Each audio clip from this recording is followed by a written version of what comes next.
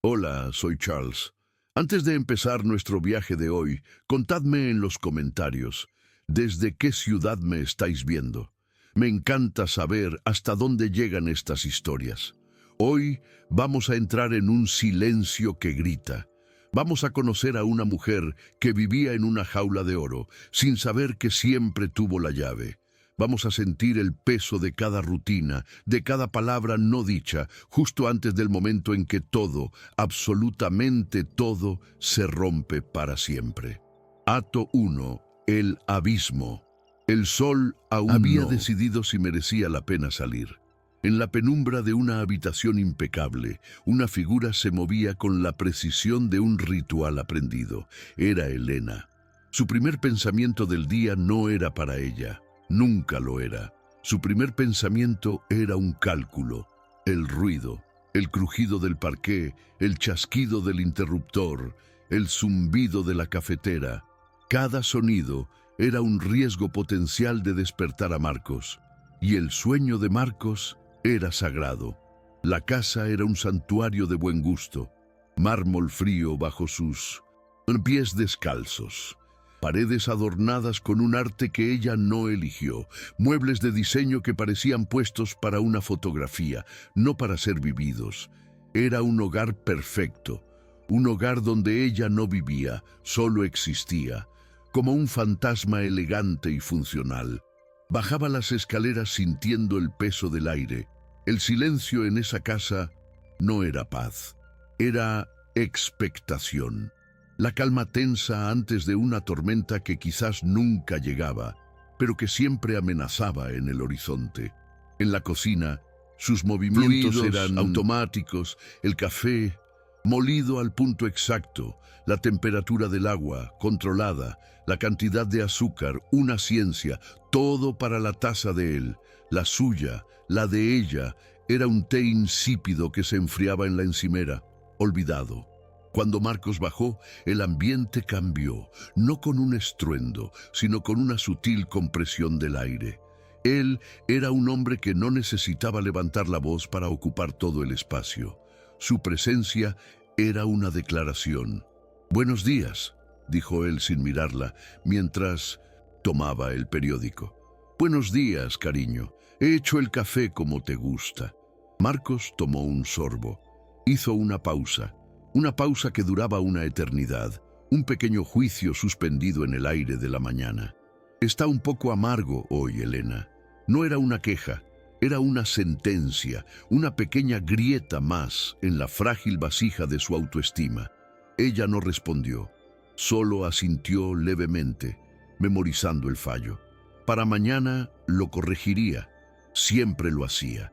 Esa era su vida, una sucesión de correcciones silenciosas. La forma en que vestía. Marcos prefería los colores neutros en ella. Los tonos brillantes te hacen parecer desesperada, le había dicho una vez, con una sonrisa que no llegaba a sus ojos. Así que su armario era un mar de beiges, grises y negros.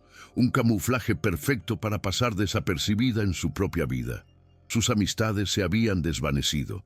Al principio, él las encontraba ruidosas o poco interesantes. Con el tiempo, Elena dejó de proponer planes. Era más fácil. El aislamiento se convirtió en su normalidad. Sus únicos interlocutores eran el personal de servicio, con quienes intercambiaba instrucciones, y el propio Marcos, de quien recibía veredictos. Lo que ella tenía que perder no era la casa, ni el dinero, ni el estatus. Eso eran solo los barrotes de la jaula. Lo que perdía cada día, con cada corrección, con cada opinión anulada, era a sí misma. A veces, cuando la casa estaba vacía, se paraba frente al gran piano de cola del salón, un magnífico Steinway que acumulaba polvo. Recordaba a la chica que había sido, la que pasaba horas con los dedos danzando sobre las teclas, creando mundos. Pero hacía años que no lo tocaba. Un día, Marcos le comentó que su música era demasiado melancólica y que ponía triste la casa, y ella simplemente paró. La música se silenció dentro de ella, igual que su voz. El dolor que cargaba no era agudo, no era un grito. Era un peso sordo y constante en el centro del pecho. La sensación de ahogarse muy lentamente. Era el vacío en sus propios ojos cuando se miraba al espejo. Veía el rostro de una mujer extraña, la esposa de Marcos. Una mujer funcional, obediente, invisible. Se preguntaba cuándo había ocurrido. El momento exacto en que su reflejo había dejado de pertenecerle para convertirse en una extensión de él. Vivía en el abismo, convencida de que el fondo era su único hogar posible. Creía con cada fibra de su ser que esa era la mujer que era, un reflejo roto, una sombra sin luz propia. El producto de años, de un menosprecio sutil, casi amable. Pero incluso en la oscuridad más profunda, una sola chispa puede incendiar el mundo. Y esa chispa, aunque ella no lo supiera, estaba a punto de saltar. El final de su mundo no sería un derrumbe, sería una revelación. Hola, soy Charles. Antes de que continuemos este viaje de hoy, contadme en los comentarios, ¿desde qué ciudad me estáis viendo? Me encanta saber hasta dónde llegan estas historias. Hoy vamos a presenciar el sonido que quiebra un alma. No será un grito ni el estruendo de una puerta, será el sonido de una sola mano contra la otra. Un aplauso. Vamos a ver cómo un gesto aparentemente trivial puede convertirse en la llave que abre la celda más oscura, la que uno no sabe que habita. Y seremos testigos del terror que da el primer paso fuera de ella. Acto 2. El incidente y la resistencia. La sala de juntas del abogado olía a cuero viejo y a finales irrevocables. Era un espacio neutro, diseñado para despojar a las emociones de su color. Paredes de caoba, una mesa larga y pulida que reflejaba los rostros como en un lago oscuro, y un silencio denso, profesional. Elena estaba sentada con la espalda perfectamente recta, una postura ensayada durante años. Era la misma postura que adoptaba en las cenas de gala, en las reuniones del club de campo, en su propia casa. Una armadura invisible. Frente a ella, Marcos revisaba los papeles con una eficiencia casi aburrida. Para él, esto era un trámite más. El cierre de un negocio que ya no era rentable. No había tristeza en su rostro, ni siquiera ira. Había una especie de alivio condescendiente, la expresión de quien se libera de una carga. El abogado, un hombre de gestos medidos y voz monótona, deslizó el documento final por la mesa. Si estáis de acuerdo, solo faltan vuestras firmas aquí. Elena cogió el bolígrafo. Pesaba.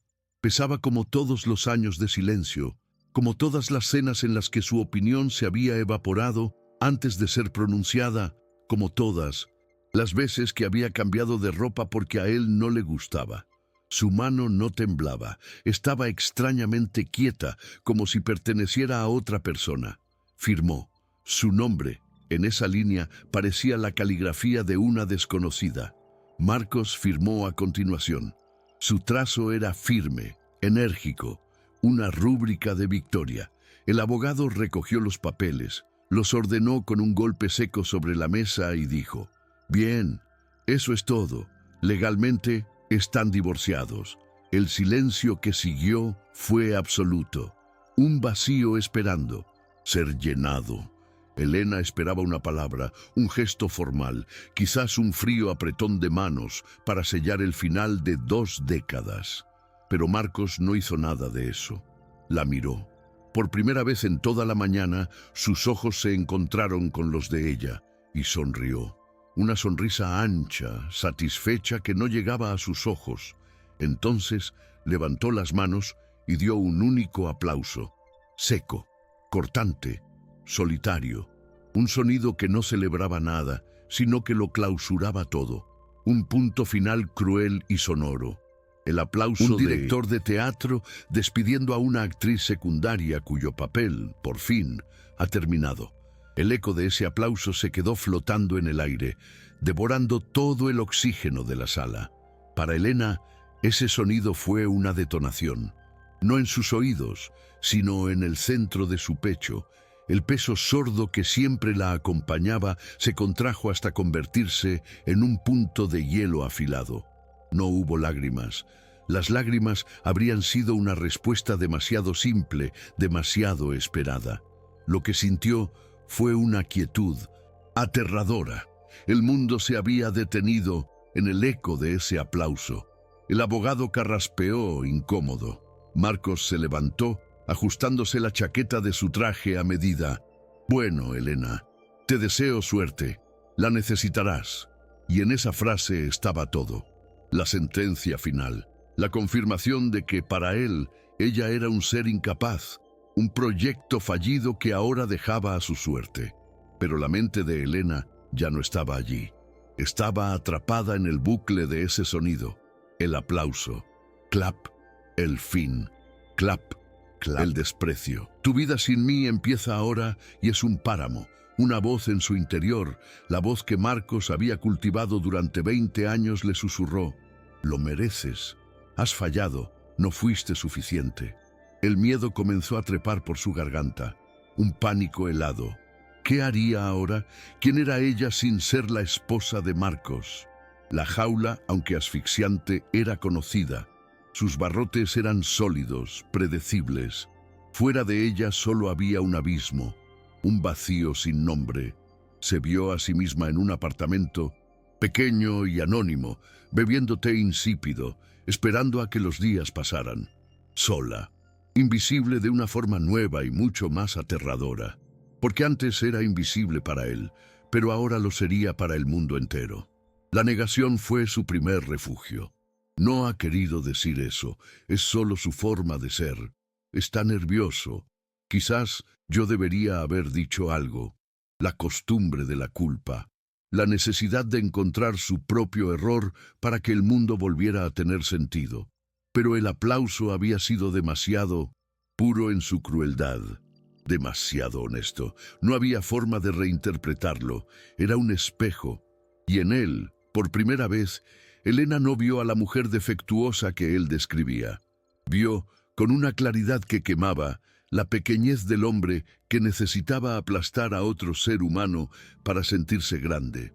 El hielo en su pecho no se derritió, se expandió, se convirtió en algo sólido, una estructura. Aún sentada, miró sus propias manos sobre la mesa, las manos que habían dejado de tocar el piano, las manos que habían aprendido a cocinar con una precisión de cirujano, las manos que habían firmado su propia anulación. Y entonces, un pensamiento, no nacido de la rabia, sino de una calma profunda y extraña, emergió desde el fondo de su ser. Un pensamiento que no había tenido en 20 años. No, solo esa palabra. No era un grito de rebelión, era una constatación. El reconocimiento de una verdad fundamental que había estado enterrada bajo capas y capas de miedo y sumisión. Se levantó. Sus movimientos ya no eran los de un autómata. Eran lentos, deliberados. Cada centímetro de su cuerpo parecía despertar de un largo sueño. El aire volvía a entrar en sus pulmones, y esta vez se sentía suyo. Marcos, que ya se dirigía a la puerta, se giró, sorprendido por su silencio. Esperaba llanto, un reproche, una escena, pero Elena solo lo miraba. Su expresión era ilegible, vacía de la emoción que él esperaba controlar. No dijo nada, no necesitaba hacerlo. El verdadero poder, estaba descubriendo, no residía en la última palabra, sino en el silencio que uno elige. Caminó hacia la puerta, no con la prisa de quien huye, sino con la calma de quien por fin sabe a dónde va. Al pasar junto a él, Marcos pudo sentirlo, un cambio en el aire. La mujer que salía de esa habitación no era la misma que había entrado. Él se quedó allí, con su abogado, confundido por esa victoria que de repente se sentía extrañamente hueca. Elena cruzó el umbral. El pasillo del bufete parecía un túnel que la llevaba a una nueva luz. El miedo seguía ahí, agazapado en su estómago. La duda era un zumbido constante en sus oídos, pero por primera vez el miedo no era el único sentimiento. Había algo más, una curiosidad peligrosa, incipiente, la pregunta que lo cambiaría todo. ¿Y ahora qué? Hola, yo soy Charles. Antes de que continuemos este viaje de hoy, contadme en los comentarios. ¿Desde qué ciudad me estáis viendo? Me encanta saber hasta dónde llegan estas historias. Hoy no vamos a caminar sobre un suelo firme.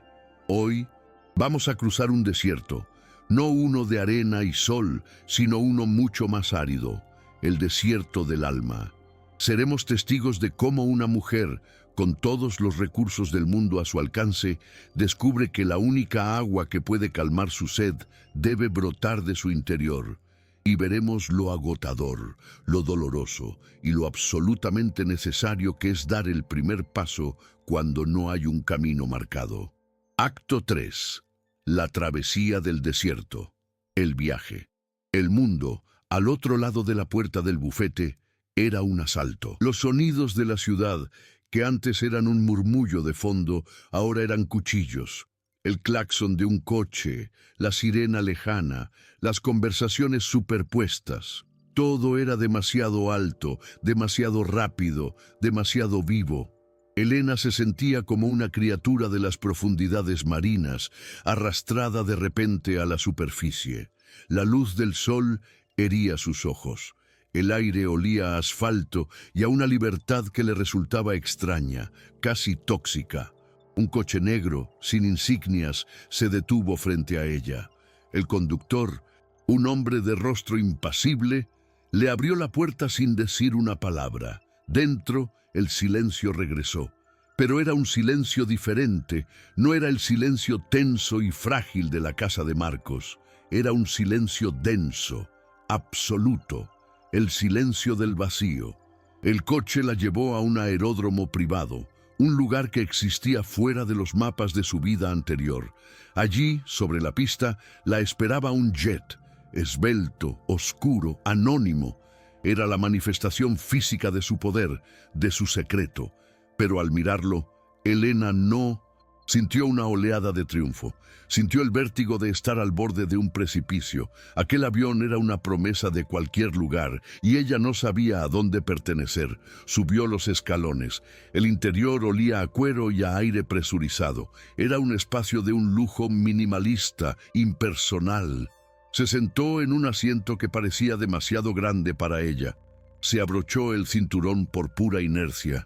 Cuando las puertas se cerraron, el sonido selló su mundo. Estaba sola, verdaderamente sola por primera vez en 20 años. El motor cobró vida, un zumbido que vibraba a través de su cuerpo. El avión aceleró y se elevó. Elena miró por la ventanilla, viendo cómo el mundo que conocía se encogía hasta convertirse en una maqueta, en un recuerdo. Y mientras ascendía, la voz de Marcos subió con ella. Te deseo suerte, la necesitarás. La frase no era un eco. Estaba viva, sentada a su lado, susurrándole al oído.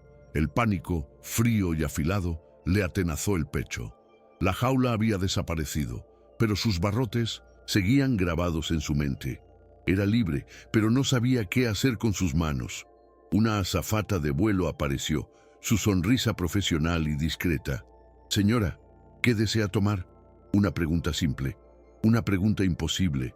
Durante 2 décadas, sus deseos habían sido un eco de los de él. Quería el té que él no bebía, comía el pescado que él prefería, leía los libros que él aprobaba. ¿Qué quería ella? La pregunta abrió un abismo en su interior. Su mente se quedó en blanco. El viejo instinto le gritaba: pregúntale qué es lo más fácil, no molestes. Sintió el sudor frío en la nuca. El esfuerzo de formular una elección propia era físico. Era como intentar levantar un peso para el que no tenía músculo. Su voz sonó débil, ajena. Un té. Earl Grey. Con limón, por favor. Sin azúcar. La azafata asintió y desapareció. Elena se quedó inmóvil, con el corazón latiéndole con fuerza. Lo había hecho. Había expresado una preferencia. Un acto minúsculo, casi ridículo, pero se sintió como la primera grieta en un dique que llevaba toda una vida conteniendo el mar. El avión aterrizó en una isla griega, en una villa de paredes encaladas que se aferraba a un acantilado sobre el mar Egeo. Era su refugio, comprado años atrás a través de una de sus corporaciones, un lugar que Marcos nunca supo que existía. El aire olía a sal, a tomillo y a pinos calentados por el sol. El lugar era un paraíso, y para Helena era el desierto más desolador que jamás había conocido. Los primeros días fueron un fracaso. Se movía por la casa como un fantasma.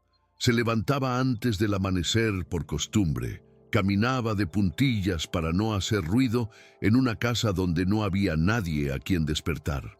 Se preparaba un desayuno que apenas probaba. La libertad era un lienzo en blanco tan inmenso que la paralizaba. Cada elección era una montaña. ¿Qué ropa ponerse cuando su armario estaba lleno de posibilidades? ¿Qué comer cuando la despensa estaba llena de todo lo que le gustaba y que había olvidado que le gustaba? El silencio de la villa era peor que el del avión. Era un silencio que exigía ser llenado, y ella no tenía nada con qué llenarlo. Su propia voz interior se había atrofiado. En el centro del salón había un piano de cola, cubierto con una lona blanca. Un fantasma, como ella. Cada vez que pasaba por delante, sentía una punzada. Un recuerdo de la chica que fue, la que hablaba a través de la música. Pero la voz de Marcos estaba allí, guardando el piano. Tu música es demasiado melancólica. Y el miedo a lo que podría salir de ella si tocaba la mantenía alejada. La travesía del desierto no era pasiva, era un trabajo agotador. Era el sudor de obligarse a salir a la terraza y sentir el sol en la piel, aunque su instinto fuera esconderse en la sombra.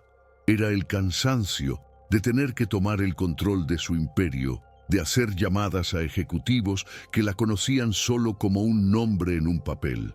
En una de esas llamadas, un viejo socio de su padre, un hombre llamado Dimitri, le dijo: «Helena querida, tú...». El padre era un genio. ¿Estás segura de que quieres meterte en estos asuntos tan complejos? Quizás deberías dejar que nosotros nos ocupemos. Su tono era paternalista, amable, y era el mismo veneno que Marcos le había administrado durante años, el veneno de la duda sutil. Y funcionó. Helena sintió cómo toda su recién nacida confianza se desmoronaba. No puedo. Él tiene razón. No soy capaz. Estuvo a punto de ceder, de entregar las riendas, de volver a su cómoda invisibilidad. Esa noche, la derrota fue total. El desierto la había vencido. El aplauso de Marcos resonaba en sus oídos, mezclado con la voz condescendiente de Dimitri. Se sentó en la oscuridad del salón, una figura diminuta en una casa inmensa, ahogándose en el silencio. Se sentía rota. Quizás Marcos tenía razón. Quizás ella no era nada sin él. Y entonces sus ojos se posaron en la forma cubierta del piano. Se levantó, no por una decisión consciente, sino por un impulso que venía de un lugar más profundo, un lugar que había sobrevivido a 20 años de sequía. Caminó hacia él. Sus manos temblaban mientras tiraba de la lona. El polvo flotó en el aire, iluminado por la luna. Se sentó, levantó la tapa. Las teclas, blancas y negras, parecían un código que había olvidado cómo leer. Durante un largo minuto, solo las miró. El miedo era una barrera física. Finalmente, extendió un dedo y presionó una tecla. El sonido fue débil, desafinado, un quejido, un fracaso. Pero no se detuvo. Presionó otra y otra. Una melodía. No intentaba crear. Estaba excavando. Cada nota era un golpe de pala en la tierra seca de su alma, buscando agua. Era un trabajo torpe, doloroso, un sonido roto, pero era suyo. Y poco a poco, entre las notas discordantes, surgió algo. Un pequeño fragmento de una melodía. No era melancólica, no era alegre, era una pregunta. Tenía la dureza de la piedra y la fragilidad del cristal. Contenía el dolor, sí, pero también la obstinada resistencia de algo que se niega a morir. Siguió tocando toda la noche. Sudor le corría por la frente, el cansancio le pesaba en los hombros, pero no paró, porque con cada nota el fantasma de Marcos retrocedía un paso. Con cada acorde, la voz de Dimitri se hacía más débil. No estaba tocando para nadie, estaba recordándose a sí misma cómo sonar. Cuando los primeros rayos de sol tiñeron el mar de rosa, Elena seguía al piano. Sus dedos dolían, estaba exhausta, pero por primera vez en mucho tiempo, el silencio de la casa no estaba vacío. Estaba lleno de su propia música. No había llegado a ningún oasis. Aún estaba en medio del desierto, pero había encontrado agua, y ahora, por fin, estaba lista para empezar a caminar. Hola, yo soy Charles. Antes de que continuemos este viaje de hoy, contadme en los comentarios, ¿desde qué ciudad me estáis viendo? Me encanta saber hasta dónde llegan estas historias. Hoy vamos a enfrentarnos al fantasma. No a uno de sábanas y cadenas, sino al más aterrador de todos, el que vive en nuestra memoria y susurra nuestras viejas dudas. Vamos a ser testigos de cómo una mujer se enfrenta al arquitecto de su jaula, no con un grito de guerra, sino con el arma más poderosa que existe, el sonido de su propia alma.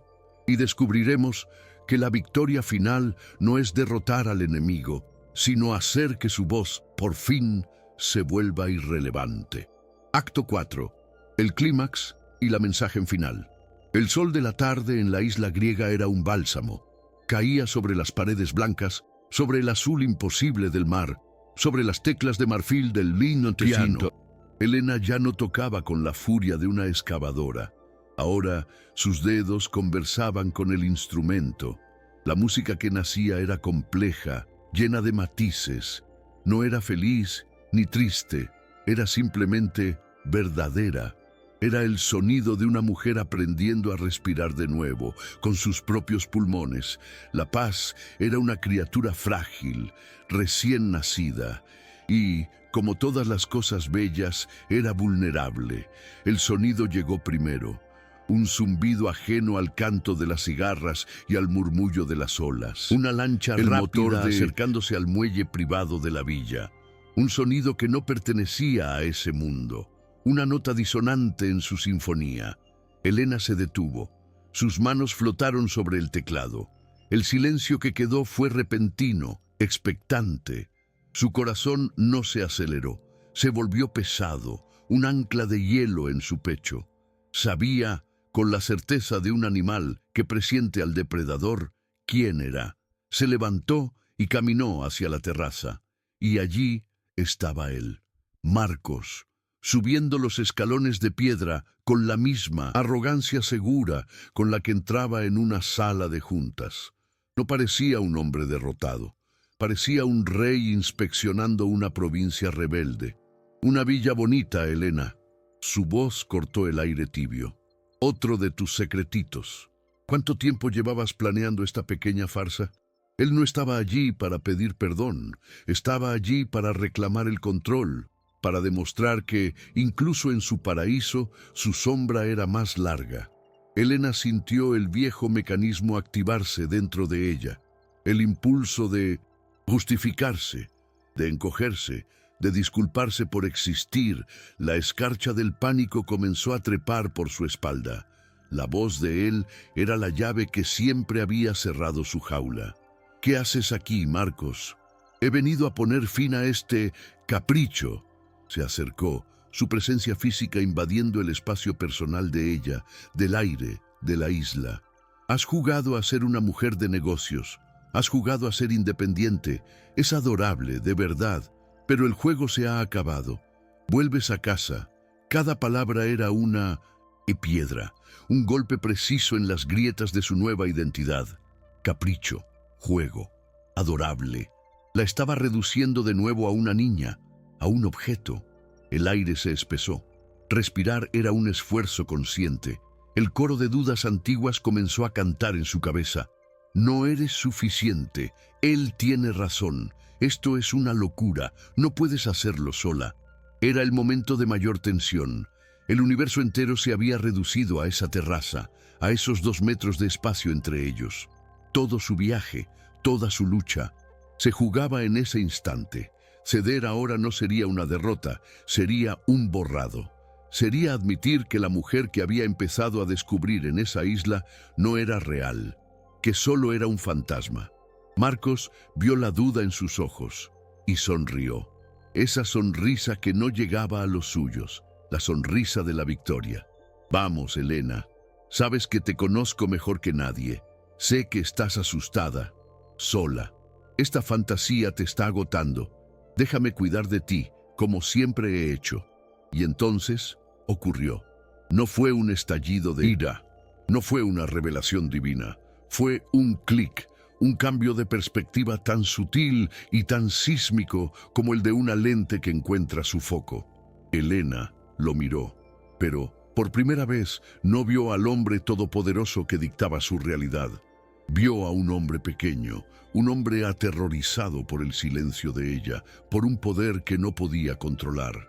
Un hombre cuya fuerza no era propia, sino que se alimentaba del miedo que él mismo sembraba en los demás. Su poder no era real, era un espejismo que ella le había ayudado a construir durante 20 años. El hielo en su pecho no se derritió, se desvaneció. El ancla se soltó. Elena no dijo nada. No malgastó ni una sola palabra en rebatirle, en defenderse, en explicarse. Darle una respuesta habría sido seguir jugando a su juego, con sus reglas. Simplemente se dio la vuelta. Con una calma que lo desarmó por completo, regresó al salón y se sentó de nuevo frente al piano. Marcos la siguió, confundido. «Elena, ¿me estás escuchando? Te he dicho que sé». Ella levantó las manos y las posó sobre las teclas. El mundo exterior se disolvió. Ya no estaba Marcos. No estaba la villa. No estaba el pasado. Solo estaban ella y 88 teclas llenas de posibilidades infinitas. Y entonces empezó a tocar. La música llenó el aire. Era la misma melodía que había estado componiendo, la que hablaba de su dolor, de su miedo, pero también de su inquebrantable resistencia. No era una música de ataque, no era una fanfarria de victoria, era una declaración de existencia. El sonido de un alma reclamando su propia narrativa. Marcos se quedó paralizado. Podía gritar, podía romper cosas, podía incluso intentar arrastrarla de allí, pero no podía detener la música, porque esa música no estaba en el aire, estaba dentro de ella. Y ese era un lugar al que él ya no tenía acceso. Cada nota que ella tocaba construía un muro invisible pero infranqueable entre ellos. Cada acorde era una palabra en un idioma que él nunca podría entender. Su desprecio, sus insultos, su poder, todo se volvía ruido de fondo, insignificante ante la verdad de aquella melodía. Él la miró y por fin comprendió.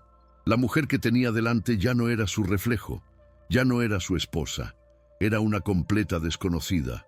Y eso, para un hombre como él, era la derrota definitiva.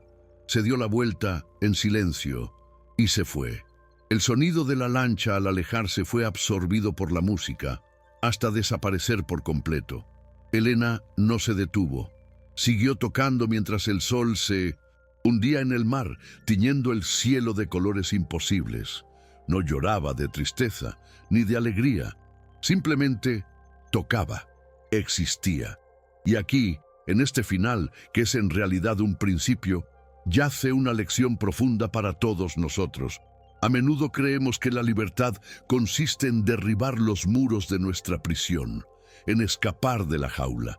Pero la verdadera libertad, la más difícil de alcanzar, no es un acto de demolición, es un acto de creación.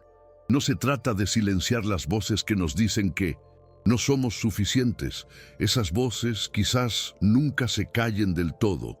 Se trata de aprender a crear nuestra propia música, una música tan personal, tan honesta, tan nuestra, que su sonido termine por ahogar todo lo demás.